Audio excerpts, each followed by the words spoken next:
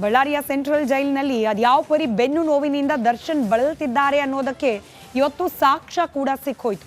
ಪತ್ನಿ ವಿಜಯಲಕ್ಷ್ಮಿ ದರ್ಶನ್ ಭೇಟಿಗೆ ಅಂತ ಬಂದಿದ್ದಾರೆ. ಪ್ರತಿ ಬಾರಿಯಂತೆ ಈ ಬಾರಿ ಕೂಡ ಬ್ಯಾಗ್ಗಳಲ್ಲಿ ಬಟ್ಟೆ, ಡ್ರೈ ಫ್ರೂಟ್ಸ್ ಇತ್ಯಾದಿಗಳನ್ನು ತಂದಿದ್ದಾರೆ ವಿಜಯಲಕ್ಷ್ಮಿ. ಆದರೆ ದರ್ಶನ್ಗೆ ಬೆನ್ನು ನೋವು ಎಷ್ಟರ ಮಟ್ಟಿಗೆ ಬಾಧಿಸ್ತಿದೆ ಅಂದರೆ 100 ಮೀಟರ್ ದೂರ ಕೂಡ ನಡೆಯೋಕೆ ಆಗಲಿಲ್ಲ ದರ್ಶನ್ಗೆ. ದೃಶ್ಯಗಳೇ ಅದು ಕಾಣಿಸ್ತಾ ಇತ್ತು, ಎಷ್ಟು ಬಳಲಿ ಬಸವಳದಿ ಹೋಗಿದ್ದಾರೆ ಬೆನ್ನು ನೋವಿನ ಸಮಸ್ಯೆಯಿಂದ ದರ್ಶನ್ ಅಂತ ಹೇಳಿ. ಬ್ಯಾಗ್ ಹಿಡಿದು ನಡೆಯೋದಕ್ಕಾಗದೆ ಪರದಾಡ್ಬಿಟ್ಟಿದ್ದಾರೆ ದರ್ಶನ್. 100 ಮೀಟರ್ ನಡೆಯೋದ್ರಲ್ಲಿ ದರ್ಶನ್ಗೆ ಸುಸ್ತು. ಇಷ್ಟೆಲ್ಲ ನೋವಿದ್ರೂ ಕೂಡ ಸ್ಕ್ಯಾನಿಂಗ್ ಮಾಡಿಸ್ಕೊಳ್ಳೋಕೆ ಒಪ್ತಾ ಇಲ್ಲ. ಬಳ್ಳಾರಿಯಲ್ಲೇನೆ ಎಲ್ಲ ಅನುಕೂಲ ಇದೆ. ಜೈಲಿನ ಅಧಿಕಾರಿಗಳು ವೈದ್ಯಾಧಿಕಾರಿಗಳನ್ನ ಸಂಪರ್ಕ ಮಾಡಿ ಅವ್ರ ಹತ್ರ ಕೂಡ ಯಾವೆಲ್ಲ ರೀತಿ ಟ್ರೀಟ್ಮೆಂಟ್ ಕೊಡಿಸ್ಬೋದು ಅನ್ನೋದನ್ನ ನಿರ್ಧಾರ ಮಾಡಿದ್ದಾರೆ.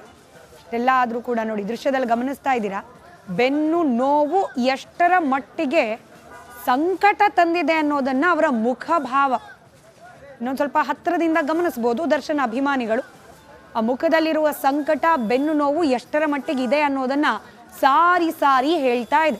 ಕೈಯಲ್ಲಿದ್ದ 2 ಬ್ಯಾಗನ್ನು ಕೂಡ ಹೊತ್ಕೊಂಡು ಹೋಗ್ಲಿಕ್ಕೆ ಸಾಧ್ಯ ಆಗಲಿಲ್ಲ. 100 ಮೀಟರ್, ಹೆಚ್ಚಿಗೆ ಏನಿಲ್ಲ, 100 ಮೀಟರ್ ನಡೆಯೋದ್ರೊಳಗೆ ಕೈಲಿದ್ದ 2 ಬ್ಯಾಗನ್ನು ಕೆಳಗಿಳಿಸಿ ಸಾಕಪ್ಪ ಬೆನ್ನು ನೋವು ಅಂತ ಹೇಳಿ ದರ್ಶನ್ ಸಂಕಟವನ್ನ ಹೊರಹಾಕಿದ್ದಾರೆ. ಇವತ್ತು ಬಳ್ಳಾರಿಯ ಸೆಂಟ್ರಲ್ ಜೈಲ್ನಲ್ಲಿ ಕಂಡ ದೃಶ್ಯಗಳು ಇದು. ಮತ್ತೊಂದು ಸ್ವಲ್ಪ ಝೂಮಲ್ಲಿ ಗಮನಿಸೋ ಪ್ರಯತ್ನವನ್ನ ಮಾಡೋಣ. ನೋಡಿ, ಪತ್ನಿ 2 ಬ್ಯಾಗನ್ನು ತಂದು ಕೊಟ್ಟಿದ್ದಾರೆ ದರ್ಶನ್ಗೆ. ಆ ವಿಸಿಟರ್ ರೂಮ್ನಲ್ಲಿ ಪತ್ನಿ ಜೊತೆಯಲ್ಲಿ ಭೇಟಿಯಾಗಿ ಆ ಬ್ಯಾಗನ್ನು ಇಸ್ಕೊಂಡು ಒಳಗೆ ಹೋಗ್ತಿದ್ದಾರೆ ತಮ್ಮ ಹೈ ಸೆಕ್ಯೂರಿಟಿ ಸೆಲ್ಗೆ. ಆದರೆ ದರ್ಶನ್ಗೆ ಆ ಬ್ಯಾಗನ್ನು ಇಟ್ಕೊಂಡು ಮುಂದೆ ಹೋಗೋ ಕೂಡ ಆಗ್ತಾ ಇಲ್ಲ. ದೃಶ್ಯದಲ್ಲಿ ಗಮನಿಸಬಹುದು, ಮುಖದಲ್ಲಿ ಸಂಕಟ ಬೇರೆ. ಆ ನೋವಿನಿಂದ ಬಳಲ್ತಾ ಇರುವ ದರ್ಶನ್ ಆ ಬ್ಯಾಗನ್ನು ಕೆಳಗಿಟ್ಟು ನೋವನ್ನ ಎಕ್ಸ್ಪ್ರೆಸ್ ಮಾಡಿದ್ದಾರೆ. ಆದರೂ ಪೊಲೀಸರು ಅಕ್ಕಪಕ್ಕದಲ್ಲಿರೋರು ಹೆಲ್ಪಿಗೆ ಬರ್ತಿಲ್ಲ, ಬರೋ ಹಾಗಿಲ್ಲ.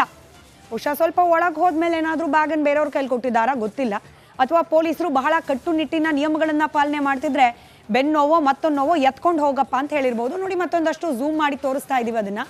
ಬೆನ್ನು ನೋವಿನಿಂದ ಬಳಲ್ತಾ ಇರುವ ದರ್ಶನ್ ಅವರಿಗೆ ಕೈಯಲ್ಲಿರೋ 2 ಬ್ಯಾಗನ್ನು ಕೂಡ ಹೊತ್ಕೊಂಡು ಹೋಗೋಕ್ಕಾಗ್ತಾ ಇಲ್ಲ. 100 ಮೀಟರ್ ನಡೆದಿದ್ದಾರೆ, ಅಷ್ಟರಲ್ಲೇ ಭಯಂಕರ ಬೆನ್ನೋವು.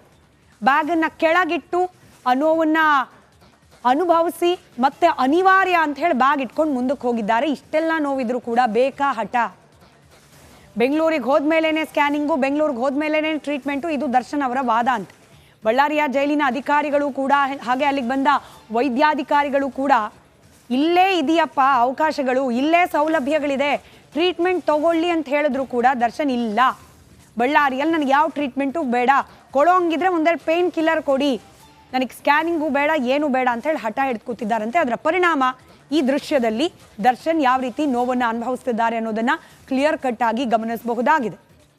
ಇನ್ನು ಇದೇ ಬೆನ್ನು ನೋವಿನ ಸಮಸ್ಯೆಯನ್ನ ದರ್ಶನ್ ಅನುಭವಿಸ್ತಾ ಇದ್ದಾರೆ. ಇವತ್ತು ಪತ್ನಿ ವಿಜಯಲಕ್ಷ್ಮಿ ಬಂದು ಇಷ್ಟೆಲ್ಲ ಆಗ್ತಾ ಇದ್ರು ಕೂಡ ಯಾಕೆ ಹಠ ಅಂತ ಹೇಳಿ ಕನ್ವಿನ್ಸ್ ಮಾಡೋ ಪ್ರಯತ್ನವನ್ನ ಮಾಡಿದ್ರು.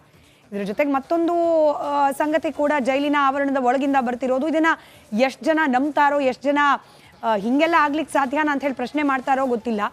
ಬೆನ್ನು ನೋವಿನ ಜೊತೆಯಲ್ಲಿ ಭೂತದ ಭಯ ಕೂಡ ಕಾಡ್ತಾ ಇದೆಯಂತೆ ದರ್ಶನ್ಗೆ. ಇದನ್ನ ನೋಡಿ ಪತ್ನಿ ವಿಜಯಲಕ್ಷ್ಮಿ ಇವತ್ತು ಓಡೋಡ್ ಬಂದಿದ್ದಾರೆ ದರ್ಶನ್ರನ್ನ ಭೇಟಿಯಾಗ್ಲಿಕ್ಕೆ.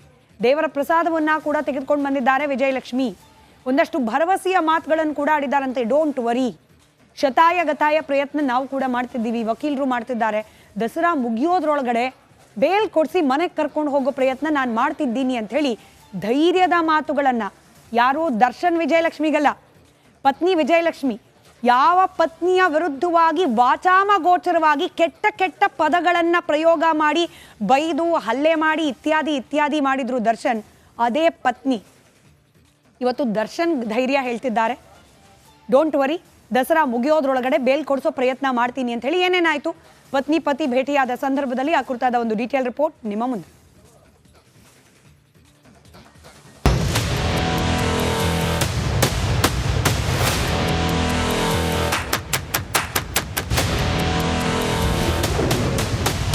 ದಾಸಾಗೆ ಬೆನ್ನು ನೋವಿನ ಭೂತದ ಕಾಟ. ಭೂಪತಿ ಕಾಯಲು ಓಡೋಡಿ ಬಂದ ಪತ್ನಿ. ಸಿನಿಮಾಗಳಲ್ಲಿ ಸೂಪರ್ ಸ್ಟಾರ್ ಆಗಿ ಮೆರೆದಿದ್ದ ದರ್ಶನ್ ಇಂದು ಅಕ್ಷರಶಃ ಅನಾಥನಾಗಿದ್ದಾನೆ. ಹೊಟ್ಟೆ ತುಂಬಾ ಊಟ ಇಲ್ಲದೆ, ಆಳು ಕಾಳಿಲ್ಲದೆ ಸೊರಗಿ ಸುಣ್ಣವಾಗಿದ್ದಾನೆ. ಇಷ್ಟು ದಿನ ಪರಪ್ಪನ ಅಗ್ರಹಾರದಲ್ಲಿ ಹಾಯಾಗಿದ್ದ ಅಯ್ಯ ಇದೆಂಥ ಸ್ಥಿತಿ ಬಂತಪ್ಪ ಅಂತ ಜೈಲ್ ಕಂಬಿಗಳ ಹಿಂದೆ ಕೊರಗುತ್ತಿದ್ದಾನೆ. ಬಳ್ಳಾರಿ ಜೈಲ್ ಶಿಫ್ಟ್ ಆದ ಮೇಲಂತೂ ಕಾಟೇರನ್ಗೆ ನಿಂತಲ್ಲಿ ನಿಲ್ಲೋಕಾಗ್ತಿಲ್ಲ, ಕುಂತಲ್ಲಿ ಕೂರೋಕಾಗ್ತಿಲ್ಲ. ರಾತ್ರಿಯಂತೂ ಕಣ್ಮುಚ್ಚಿದ್ರೆ ಶೆಡ್ ನರಕವೇ ಕಾಣ್ತಿದೆ. ಒಂದೆಡೆ ಭೂಪತಿಗೆ ಬೆನ್ನು ನೋವು ಬೆಂಬಿಡದೆ ಭೂತದಂತೆ ಕಾಡ್ತಿದ್ರೆ, ಮತ್ತೊಂದೆಡೆ ರೇಣುಕಾಸ್ವಾಮಿಯ ಆತ್ಮವು ಅಟಕಾಯಿಸಿಕೊಂಡಿದ್ಯಂತೆ.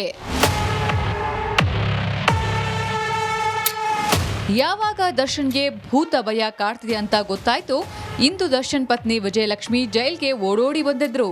2 ಬ್ಯಾಗ್ಗಳಲ್ಲಿ ಡ್ರೈ ಫ್ರೂಟ್ಸ್ ಮತ್ತು ಬೇಕರಿ ತಿಂಡಿಯನ್ನ ತಂದಿದ್ರು.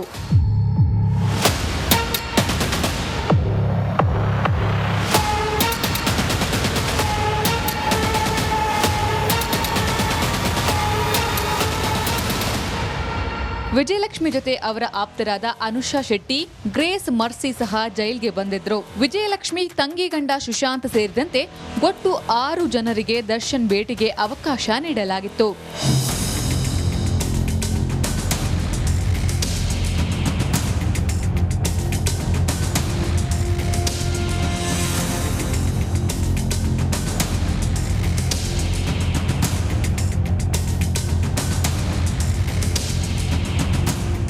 ಮಾನಸಿಕವಾಗಿ ಕುಗ್ಗಿರುವ ದರ್ಶನ್ಗೆ ವಿಜಯಲಕ್ಷ್ಮಿ ಆತ್ಮಸ್ಥೈರ್ಯ ತುಂಬಿದ್ದಾರೆ. ಭೂತ ಭಯದಿಂದ ಮುಕ್ತಿಗೆ ದೇವರ ಪ್ರಸಾದ ಕುಂಕುಮ ನೀಡಿದ್ದು ತಾಯಿ ಕಾಪಾಡ್ತಾಳೆ ಅನ್ನೋ ವಿಶ್ವಾಸ ತುಂಬಿದ್ದಾರಂತೆ. ರೇಣುಕಾರಾಧ್ಯ, ರಿಪಬ್ಲಿಕ್ ಕನ್ನಡ, ಬಳ್ಳಾರಿ.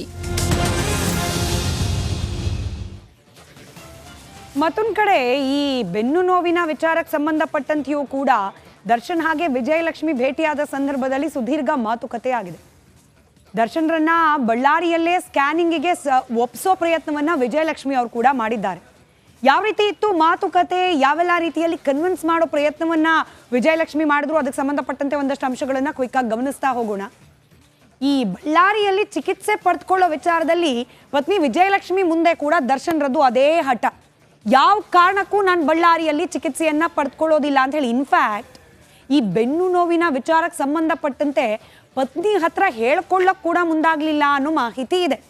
ಬಳ್ಳಾರಿಯಲ್ಲಿ ಇವತ್ತು ಏನು ವಿಜಯಲಕ್ಷ್ಮಿ ಅವ್ರು ಬಂದರು ಭೇಟಿ ಆಗಲಿಕ್ಕೆ, ನೆಕ್ಸ್ಟ್ ಪಾಯಿಂಟ್ ಹೋಗೋಣ. ಬಳ್ಳಾರಿಯಲ್ಲಿ ಬಂದು ಭೇಟಿ ಆಗೋ ಸಂದರ್ಭದಲ್ಲಿ ಪತ್ನಿ ಮುಂದೆ ಬೆನ್ನು ನೋವು ಇಲ್ಲದಂತೆ ವರ್ತಿಸಿದ್ರಂತೆ. ಬೆನ್ನು ನೋವು ಅಂತ ಹೇಳಿದ್ರೆ ಜೈಲಿನ ಅಧಿಕಾರಿಗಳು ಹೇಳಿರ್ಬೋದು, ಬಹುಶಃ ಇಲ್ಲಿ ಟ್ರೀಟ್ಮೆಂಟ್ ತೊಗೊಳಕ್ಕೆ ಒಪ್ತಿಲ್ಲ ಮೇಡಮ್, ನೀವೊಂದು ಮಾತು ಹೇಳಿ ನೋಡಿ ಅಂತ ಹೇಳಿ ನನ್ನನ್ನು ಕನ್ವಿನ್ಸ್ ಮಾಡೋ ಪ್ರಯತ್ನ ಮಾಡಬಹುದು ವಿಜಯಲಕ್ಷ್ಮಿ ಅನ್ನೋ ಕಾರಣಕ್ಕೋ, ಅಥವಾ ಇಲ್ಲದ ಕಾಳಜಿಗೆ ಏನಾದರೂ ಬಂದುಬಿಟ್ಟಿದೆಯೇನೋ, ಅಯ್ಯೋ ಪತ್ನಿಗೆ ಬೇಸರ ಆಗ್ಬಿಡತ್ತೆ ಅಂತ ಹೇಳಿ. ಹೀಗಾಗಿ ಬೆನ್ನು ನೋವು ಇಲ್ಲದಂತೆ ಪತ್ನಿ ಮುಂದೆ ನಟಿಸೋ ಪ್ರಯತ್ನ ಮಾಡಿದ್ರಂತೆ ದರ್ಶನ್. ಅದಾದ ನಂತರದಲ್ಲಿ ಬೆನ್ನು ನೋವಿನ ಬಗ್ಗೆ ಮಾಹಿತಿಯನ್ನ ಪಡೆದುಕೊಂಡಿದ್ದಾರೆ ವಿಜಯಲಕ್ಷ್ಮಿ. ಮಾಧ್ಯಮದಲ್ಲೂ ಬರ್ತಾ ಇದೆ, ಜೈಲಿನ ಅಧಿಕಾರಿಗಳು ಕೂಡ ತಿಳಿಸಿರಬಹುದು. ವಿಜಯಲಕ್ಷ್ಮಿ ಅವರಿಂದ ಮುಚ್ಚಿಡೋದು ಕಷ್ಟನೇ ಈ ವಿಚಾರವನ್ನ. ಹೀಗಾಗಿ ವಿಜಯಲಕ್ಷ್ಮಿ ಅವರಿಗೆ ದರ್ಶನ್ನ ಕಾಡ್ತಾ ಇರುವ ಬೆನ್ನು ನೋವು ಗೊತ್ತಾಗುತ್ತೆ. ವೈದ್ಯರು ಹೇಳಿದಂತೆ ಸ್ಕ್ಯಾನಿಂಗ್ ಅನ್ನ ಮಾಡಿಸ್ಕೊಳ್ಳಿ, ಒಪ್ಕೊಳ್ಳಿ, ಯಾಕೆ ಹಠ ಅಂತ ಹೇಳಿ ವಿಜಯಲಕ್ಷ್ಮಿ ಕೂಡ ಕನ್ವಿನ್ಸ್ ಮಾಡೋ ಪ್ರಯತ್ನವನ್ನ, ದರ್ಶನ್ ಅವರಿಗೆ ತಿಳಿ ಹೇಳೋ ಪ್ರಯತ್ನವನ್ನ ಮಾಡಿದ್ದಾರೆ. ನೋವು ಹೆಚ್ಚಾದ್ರೆ ಸಮಸ್ಯೆ ಆಗತ್ತೆ, ಅರ್ಥ ಮಾಡ್ಕೊಳ್ಳಿ, ಚಿಕಿತ್ಸೆ ಮಾಡಿಸ್ಕೊಳ್ಳಿ, ಇಲ್ಲಿನ ವೈದ್ಯರು ಹೇಳ್ತಿದ್ದಾರಲ್ಲ ಸ್ಕ್ಯಾನಿಂಗ್ ತಾನೇ ಮಾಡಿಸ್ಕೊಳ್ಳಿ ಅಂತ ಹೇಳಿ ಕನ್ವಿನ್ಸ್ ಮಾಡೋ ಪ್ರಯತ್ನ ಮಾಡಿದ್ದಾರೆ. ಆದರೆ ಒಪ್ಪಬೇಕಲ್ಲ ದರ್ಶನ್ ಬೀಯಿಂಗ್ ದರ್ಶನ್, ಯಾವುದೇ ಕಾರಣಕ್ಕೂ ಕೂಡ ನಾನಿಲ್ಲಿ ಸ್ಕ್ಯಾನಿಂಗ್ ಮಾಡಿಸ್ಕೊಳ್ಳೋಲ್ಲ ಅಂತ ಹೇಳಿ ಪತ್ನಿ ವಿಜಯಲಕ್ಷ್ಮಿ ಮುಂದೆ ಕೂಡ ನಿರಾಕರಣೆ, ಅದೇ ಹಠ. ಯಾಕೆ ಹಠ? ದರ್ಶನ್ ಅವರ ವಾದ ಏನು? ಮೊದಲು ಜಾಮೀನು ಸಿಕ್ಬಿಡ್ಲಿ, ಜಾಮೀನು ಅರ್ಜಿಯ ವಿಚಾರಣೆ ಆಗಿ ಹೋಗ್ಲಿ, ಆಮೇಲೆ ನೋಡ್ಕೊಳ್ಳೋಣ ಇದೆಲ್ಲ. ಈಗ ಬೆನ್ನೋವು ಇಂಪಾರ್ಟೆಂಟ್ ಅಲ್ಲ, ಸ್ಕ್ಯಾನಿಂಗ್ ಇಂಪಾರ್ಟೆಂಟ್ ಅಲ್ಲ, ಫಸ್ಟು ಈ ಜೈಲಿಂದ ಆಚೆ ಬರೋದು ಇಂಪಾರ್ಟೆಂಟ್. ಆಚೆ ಬರಬೇಕು ಅಂದರೆ ಜಾಮೀನು ಅರ್ಜಿ ವಿಚಾರಣೆ ಆಗಬೇಕು, ಜಾಮೀನು ಮಂಜೂರು ಮಾಡಬೇಕು ನ್ಯಾಯಾಲಯ, ಅದು ಫಸ್ಟ್ ಆಗಬೇಕು, ಆಮೇಲೆ ಚಿಕಿತ್ಸೆ ಇತ್ಯಾದಿ ಇತ್ಯಾದಿ. ಈಗ ಅದರ ಚಿಂತೆ ನನಗಿಲ್ಲ, ಜಾಮೀನು ಸಿಗುತ್ತೆ, ಆತಂಕ ಬೇಡ ಅಂತ ನೊಂದಿರುವ ಪತಿ ದರ್ಶನ್ ಅವರನ್ನ ಸಮಾಧಾನ ಪಡಿಸಿದ್ದಾರೆ ಸಹೃದಯಿ ಆಗಿರುವ ಪತ್ನಿ ವಿಜಯಲಕ್ಷ್ಮಿ. ಜಾಮೀನು ಸಿಗುತ್ತೆ, ನೀವು ಜಾಮೀನಿಗೋಸ್ಕರ ತಲೆ ಕೆಡಿಸ್ಕೊಂಡು ಬೆನ್ನೋವನ್ನು ನೆಗ್ಲೆಕ್ಟ್ ಮಾಡಬೇಡಿ, ಜಾಮೀನಿನ ಪ್ರಕ್ರಿಯೆಗಳಾಗ್ತಾ ಇದೆ, ವಾದ ಮಂಡನೆ ಆಗ್ತಾ ಇದೆ, ಹೀಗಾಗಿ ನೀವು ಅದ್ರ ಬಗ್ಗೆ ಚಿಂತೆ ಬೇಡಿ, ವೈದ್ಯರು ಹೇಳಿರೋ ರೀತಿಯಲ್ಲಿ ಚಿಕಿತ್ಸೆಯನ್ನು ಪಡೀರಿ ಅಂತ ಹೇಳಿ ವಿಜಯಲಕ್ಷ್ಮಿ ಕನ್ವಿನ್ಸ್ ಮಾಡೋ ಪ್ರಯತ್ನ ಮಾಡಿದ್ದಾರೆ. ದಸರಾ ಮುಗಿಯೋದ್ರೊಳಗೆ ಬೇಲಾಗುತ್ತೆ. ವಿಚಾರಣೆ ನಡೀತಿರೋದನ್ನು ಗಮನಿಸಿದ್ರೆ ಅತಿ ಶೀಘ್ರದಲ್ಲೇ ಈ ಜಾಮೀನು ಅರ್ಜಿಯ ಇತ್ಯರ್ಥವನ್ನು ಕೋರ್ಟ್ ಮಾಡೋ ಸಾಧ್ಯತೆ ಇದೆ. ಹೀಗಾಗಿ ಹೆಚ್ಚಿಗೆ ದಿನ ಏನು ಕಾಯೋ ಅವಶ್ಯಕತೆ ಇಲ್ಲ. ದಸರಾ ಮುಗಿಯೋದ್ರೊಳಗೆ ನಿಮಗೆ ಬೇಲ್ ಸಿಗತ್ತೆ. ತಾಯಿ ಚಾಮುಂಡೇಶ್ವರಿಯ ಆಶೀರ್ವಾದ ಕೂಡ ಇದೆ ಅಂತ ಹೇಳಿ ಅಕ್ಷತೆ, ಕುಂಕುಮ ಇತ್ಯಾದಿ ಏನೆಲ್ಲ ತಂದಿದ್ರು ದೇವರದು ಅದನ್ನು ಕೊಟ್ಟು ಹೇಳಿದ್ದಾರೆ ವಿಜಯಲಕ್ಷ್ಮಿ. ದರ್ಶನ್ ನಿಮಗೆ ಸಿಗತ್ತೆ ಬೇಲು, ನೀವು ತಲೆ ಕೆಡಿಸ್ಕೊಳ್ಬೇಡಿ, ಚಿಕಿತ್ಸೆಯನ್ನ ನೀವು ಪಡ್ಕೊಳ್ಳಿ ಅಂತ ಹೇಳಿ ಕುಂಕುಮ ಹಾಗೆ ಅಕ್ಷತೆಯನ್ನ ಕೊಟ್ಟಿದ್ದಾರೆ. ಚಾಮುಂಡೇಶ್ವರಿಗೆ ವಿಶೇಷ ಪೂಜೆಯನ್ನ ಮಾಡಿಸಿ ಪ್ರಸಾದವನ್ನ ತಂದಿದ್ರು ವಿಜಯಲಕ್ಷ್ಮಿ ಅವರು, ಅದನ್ನ ದರ್ಶನಿಗೆ ಕೊಟ್ಟಿದ್ದಾರೆ. ಆರೋಗ್ಯದ ಬಗ್ಗೆ ನೀವು ಯಾವ ಕಾರಣಕ್ಕೂ ನಿರ್ಲಕ್ಷ್ಯ ಮಾಡಬೇಡಿ. ಬೇಲಿಗೆ ಏನೆಲ್ಲ ಆಗಬೇಕು ಅದು ಆಗ್ತಾ ಇದೆ. ನಾನು ಕೂಡ ಲಾಯರ್ ಜೊತೆಯಲ್ಲಿ ನಿರಂತರವಾಗಿ ಸಂಪರ್ಕದಲ್ಲಿದ್ದೇನೆ. ಬೇಲ್ ಬಗ್ಗೆ ತಲೆ ಕೆಡಿಸ್ಕೊಂಡು ಆರೋಗ್ಯದ ಬಗ್ಗೆ ನಿರ್ಲಕ್ಷ್ಯ ಮಾಡಬೇಡಿ ಅಂತ ಹೇಳಿ ಆಗ್ಲೂ ಕನ್ವಿನ್ಸ್ ಮಾಡೋ ಪ್ರಯತ್ನ ಮಾಡಿದ್ದಾರೆ ವಿಜಯಲಕ್ಷ್ಮಿ. ಆದರೆ yet again Darshan being Darshan ಯಾವ ಕಾರಣಕ್ಕೂ ಬಳ್ಳಾರಿಯಲ್ಲಿ ನಾನು ಚಿಕಿತ್ಸೆ ಪಡೆಯೋದಿಲ್ಲ, ಬೆಂಗಳೂರಿಗೆ ಬರ್ತೀನಿ, ಬೆಂಗಳೂರಿನಲ್ಲೇ ಬಂದು ಚಿಕಿತ್ಸೆಯನ್ನ ಪಡಿತೀನಿ ಅಂತ ಹೇಳಿ ತನ್ನ ಹಠವನ್ನ ಮುಂದುವರಿಸಿದ್ದಾರೆ ದರ್ಶನ್. ಆ ಹಠದ ಪರಿಣಾಮ ಹೆಂಗಿತ್ತು ನೀವು ದೃಶ್ಯದಲ್ಲಿ ಈಗ ತಾನೇ ಗಮನಿಸಿದ್ರಿ. ಪತ್ನಿ ಅಷ್ಟೆಲ್ಲ ಕನ್ವಿನ್ಸ್ ಮಾಡಿದ್ರು ಕೂಡ ಹಠ ಹಿಡಿದಿದ್ದ ದರ್ಶನ್ ಕೇವಲ 2 ಬ್ಯಾಗನ್ನ ಕೂಡ ಹಿಡ್ಕೊಂಡು ನಡೆಯೋಕ್ಕಾಗದ ಇರೋ ಪರಿಸ್ಥಿತಿಯಲ್ಲಿದ್ದಾರೆ. ಬ್ಯಾಗನ್ನ ಕೆಳಗಿಟ್ಟು ಅಯ್ಯೋ ಅಮ್ಮ ಅಂತ ಹೇಳಿ ನರಳಿದ್ದಾರೆ. ಜೈಲು, ಮಾಧ್ಯಮಗಳ ಕಣ್ಣಿದೆ, ಅನಿವಾರ್ಯ, ಪೊಲೀಸರು ಕೂಡ ಸಹಾಯಕ್ಕೆ ಬರೋ ಹಾಗಿಲ್ಲ, ಎತ್ಕೊಂಡು ಹೋಗಪ್ಪ ಅಂತ ಹೇಳಿ ಆ ಬ್ಯಾಗನ್ನ ಕೆಳಗಿಳಿಸಿದ್ರು ಕೂಡ ನಮಗೂ ಇದಕ್ಕೂ ಸಂಬಂಧ ಇಲ್ಲ ಅನ್ನೋ ರೀತಿಯಲ್ಲಿ ನಿಂತಿದ್ರು ಪೊಲೀಸರು. 1-2 ಗಳಿಗೆ ಸುಧಾರಿಸ್ಕೊಂಡು ಮತ್ತೆ ಬ್ಯಾಗನ್ನು ಇಟ್ಕೊಂಡು ಮುಂದಕ್ಕೆ ಹೋಗಿದ್ದಾರೆ ದರ್ಶನ್. ಮತ್ತಷ್ಟು ಮಾಹಿತಿಯೊಂದಿಗೆ ನಮ್ಮ ಪ್ರತಿನಿಧಿ ರೇಣುಕಾ ರಾಧ್ಯ ಬಳ್ಳಾರಿಯ ಸೆಂಟ್ರಲ್ ಜೈಲ್ ಬಳಿಯಿಂದಲೇ ನೇರ ಸಂಪರ್ಕದಲ್ಲಿ. ಹಠ, ಮತ್ತೊಂದು ಕಡೆ ಬೆನ್ನೋವು, ಇದು ಬಿಟ್ಟು ಬೇರೆ ಏನಿದೆ ಡೀಟೇಲ್ಸ್ ರೇಣುಕಾ ರಾಧ್ಯ?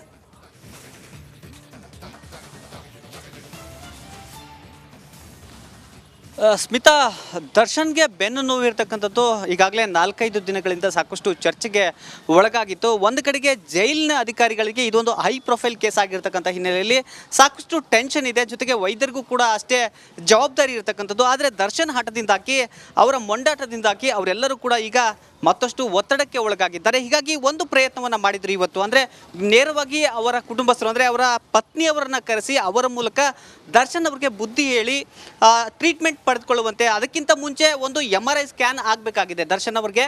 ಆ ಒಂದು MRI ಸ್ಕ್ಯಾನ್ ಮಾಡೋದಕ್ಕೂ ಕೂಡ ದರ್ಶನ್ ಒಪ್ತಾ ಇಲ್ಲ. ಹೀಗಾಗಿ ಅವರ ಮೂಲಕ ಹೇಳಿಸುವ ಪ್ರಯತ್ನವನ್ನು ಮಾಡಿದರೂ ಕೂಡ ಆ ಒಂದು ಪ್ರಯತ್ನ ಫೇಲ್ ಆಗಿದೆ ಅಂತ ಹೇಳಿದರೆ ತಪ್ಪಾಗಲಿಕ್ಕಿಲ್ಲ.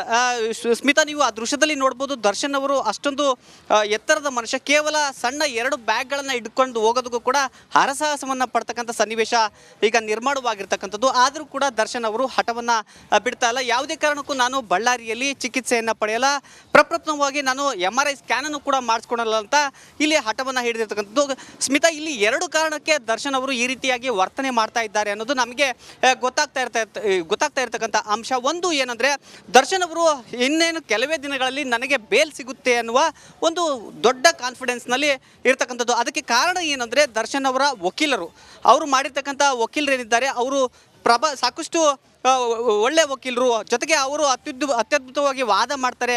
ಹೀಗಾಗಿ ನಮಗೆ ಬೇಲ್ ಸಿಗುತ್ತೆ ಅಂತ ಕಾನ್ಫಿಡೆನ್ಸಲ್ಲಿ ದರ್ಶನ್ ಇದ್ದರೆ, ಇನ್ನೊಂದು ಕಡೆಗೆ ವಕೀಲರು ಮತ್ತು ಅವರ ಕುಟುಂಬಸ್ಥರು ದರ್ಶನ್ ಕುಗ್ಗಬಾರ್ದು ಅನ್ನುವ ನಿಟ್ಟಿನಲ್ಲಿ ಇನ್ನೇನು ಕೆಲವೇ ದಿನಗಳಲ್ಲಿ ನಿಮಗೆ ಬೇಲ್ ಸಿಗುತ್ತೆ ಅಂತ ಮೊದಲಿಂದನೂ ಹೇಳ್ಕೊಂಡು ಬರ್ತಾ ಇರ್ತಕ್ಕಂಥ ಹಿನ್ನೆಲೆಯಲ್ಲಿ ದರ್ಶನ್ ಅದೇ ಉತ್ಸಾಹದಲ್ಲಿ ನನಗೆ ಇನ್ನೇನು 2-3 ದಿನಗಳಲ್ಲಿ ಬೇಲ್ ಸಿಗುತ್ತೆ ಅನ್ನುವ ನಿರೀಕ್ಷೆಯಲ್ಲಿದ್ದಾರೆ. ಹೀಗಾಗಿ ನಾನು ಬೆಂಗಳೂರಿನಲ್ಲಿ ಚಿಕಿತ್ಸೆ ಪಡೆಯೋದಕ್ಕೆ ಈಗ ಬೇಡ ಅಂತ ಇಲ್ಲಿ ಹೇಳ್ತಾ ಇರ್ತಕ್ಕಂಥದ್ದು. ಇನ್ನೊಂದು ಕಾರಣವನ್ನು ನಾವು ಗಮನಿಸೋದಾದರೆ, ದರ್ಶನ್ ಅವರು ಇದು ಒಂದು ರೀತಿ ಬೆನ್ನು ನೋವು ಸಿವಿಯರ್ ಆದರೆ ಇದೇ ಕಾರಣಕ್ಕೆ ಕೋರ್ಟ್ಗೆ ವಿಶೇಷವಾಗಿ ಅರ್ಜಿಯನ್ನು ಸಲ್ಲಿಸಿಬಿಟ್ಟು ಆ ಬಳಿಕ ರೈಟ್ ನೋಡೋಣ ಏನಾಗುತ್ತೆ ಅಂತ ಹೇಳಿ ರೇಣುಕಾ ರಾಧ್ಯ. ನೀವೇ ಥ್ಯಾಂಕ್ ಯು ಇವರ್ಗಿನ ಡೀಟೇಲ್ಸ್ಗಾಗಿ.